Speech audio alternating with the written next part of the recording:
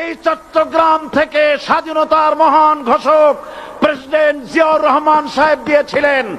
এই চট্টগ্রাম থেকেই ইসলামী রাষ্ট্রের ঘোষণা হবে।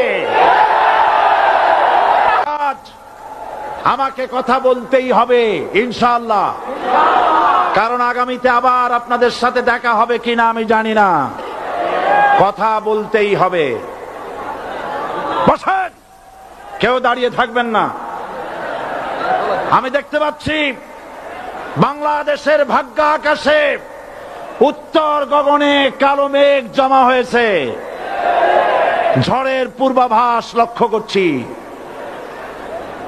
যদি মোকাবেলা করতে না পারেন সক্ষম ভাবে, এমন অন্ধকার গাঢ় কালো অমাবস্যার রাত আসতে পারে যার সুবে সাদেক হওয়া অসম্ভব।